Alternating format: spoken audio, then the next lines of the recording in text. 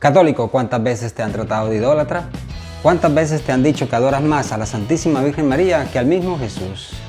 Pues hoy, con los dogmas de fe de la Iglesia Católica y la doctrina, te voy a enseñar que no es así, que nosotros somos cristocéntricos, que nuestro culto siempre está a Jesús y que la Santísima Virgen María es nuestra veneración a ella por ser la Madre de Dios.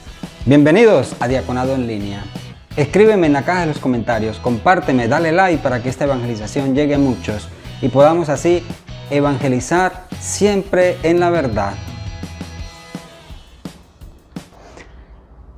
Los principales 21 dogmas o verdades de fe obligados en aceptación de la Iglesia están condensados en el Credo de los Apóstoles, y los católicos le llamamos credo por ser la primera palabra de la forma latina credum, in unum denum, pero científicamente es llamado símbolo o signo, que significa resumen.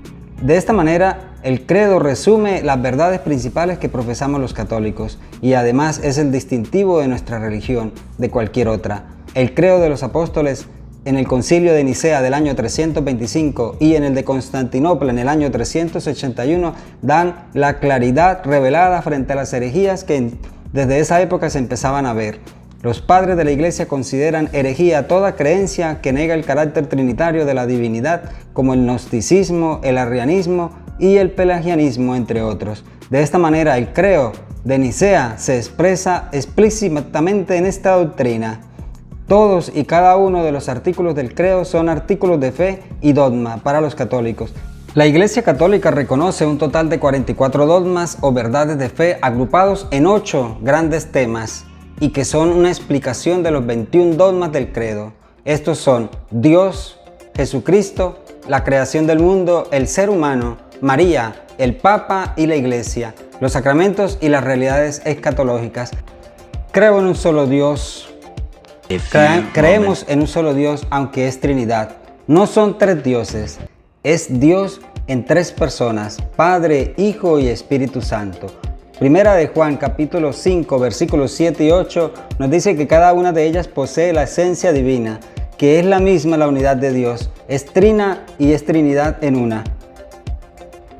Vamos al segundo punto, Padre Todopoderoso. La primera divina persona de la Santísima Trinidad, las 3 divinas personas constituyen un solo Dios. De esta manera, como principio de la creación, es decir, todas las operaciones de Dios son ad destra, hacia afuera, y son comunes en las 3 personas divinas.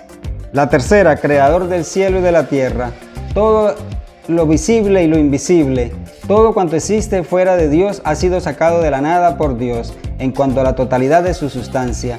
Dios fue movido por su bondad a crear libremente el mundo. El mundo ha sido creado para su gloria. Dios creó el mundo porque es bueno. Al Padre se le apropia la obra de la creación. Creador. Creo en un solo Jesucristo, nuestro Señor, Hijo único de Dios. Creo en un solo Señor Jesucristo, Hijo único de Dios, la segunda divinidad de la persona de la Santísima Trinidad, a quien se le apropia la obra de la redención. Este dogma dice que Jesucristo posee la infinita naturaleza divina con todas sus sustancias, con sus perfecciones. Nacido del Padre antes que todos los siglos, Dios de Dios, luz de luz, Dios verdadero de Dios verdadero, es la quinta. Y como segunda persona de la Santísima Trinidad procede de la primera por generación y guarda con ella la relación con el Hijo y el Padre. La sexta, engendrado, no creado, de la misma naturaleza del Padre, por quien todo fue hecho. La unidad de la naturaleza humana con la naturaleza divina. En la persona de Jesús se llama unión hipostática. Dicha unión tuvo lugar en un instante mismo de la concepción y esta unión no cesará nunca. Jesús posee 2 naturalezas que no se transforman ni se mezclan. Cristo es poseedor de una íntegra naturaleza divina y de una imagen íntegra de la naturaleza humana. La prueba está en los milagros y en los padecimientos. Él es la imagen del Dios invisible, el primogénito de toda creación, porque en Él fueron todas las cosas creadas, tanto en el cielo como en toda la tierra. Los seres visibles y los invisibles, tronos, dominaciones, principados y potestades, todo fue creado por Él y para Él. Está en Colosenses 1, versículos 15 y 16. Que por nosotros, los hombres, y por nuestra salvación bajo del cielo, el Hijo de Dios se hizo hombre para redimir a los hombres, porque Dios no redime a los que Él no asume. El hombre caído no podía redimirse a sí mismo, Cristo es legislador y juez de los hombres. Y la octava, por obra del Espíritu Santo, se encarnó en María, virgen, y se hizo hombre. María es verdadera Madre de Dios. María fue concebida sin mancha de pecado original e inmaculada concepción. María fue virgen antes del parto, en el parto y después del parto, perpetua virginidad. Y María fue asunta en el cielo en cuerpo y alma, la asunción de María. Como vemos hasta aquí, hemos encontrado 4 dogmas marianos, de los 44 dogmas que la Iglesia nos enseña. Por nuestra causa fue crucificado en tiempo de Poncio Pilato.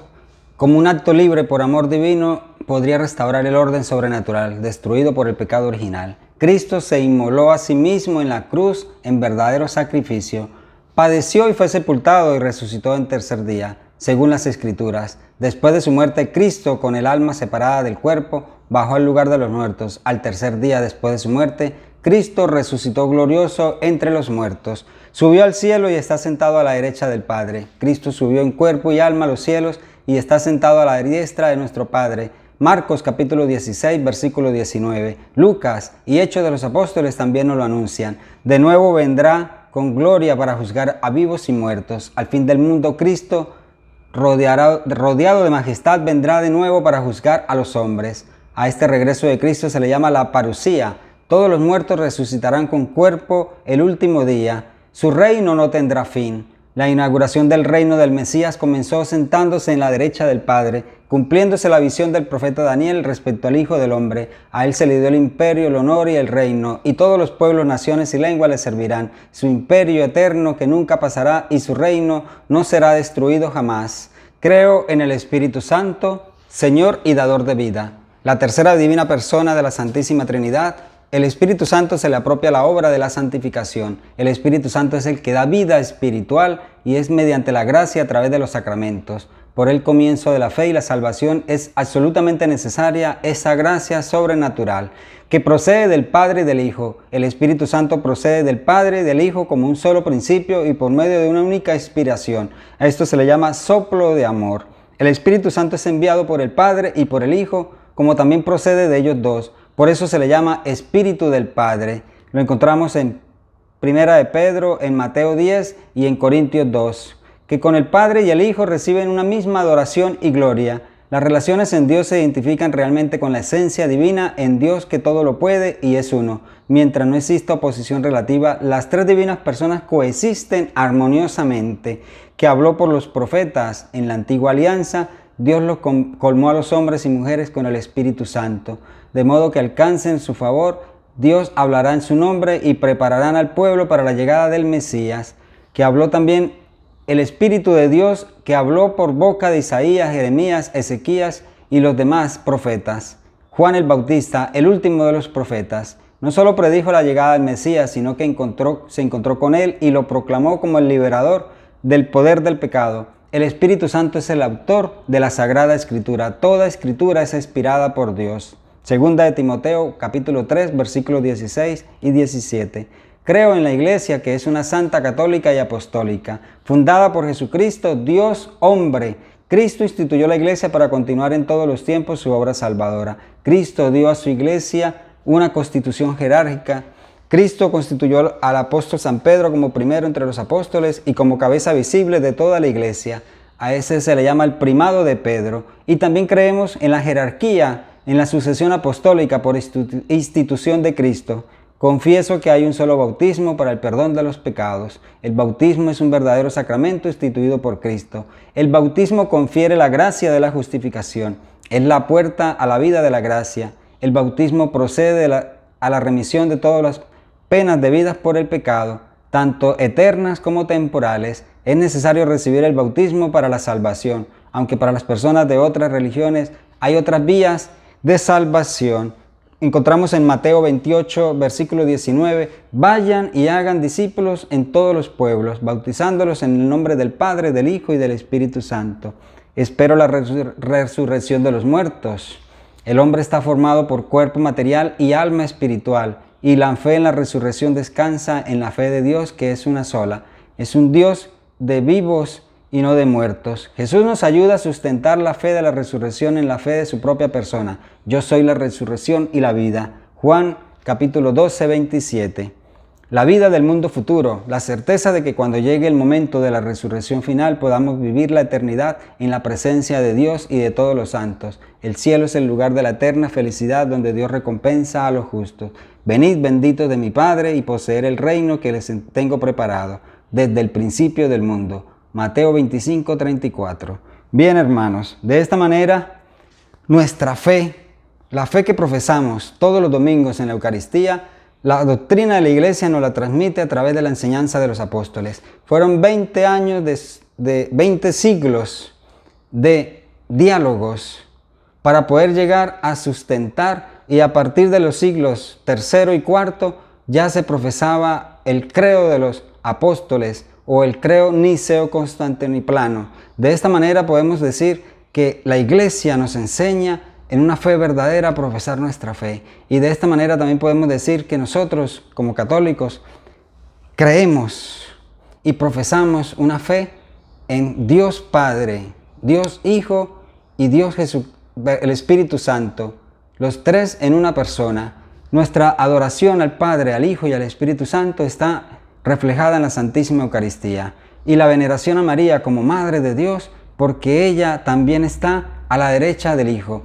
Jesucristo, el trono heredado para el Hijo y para su Madre.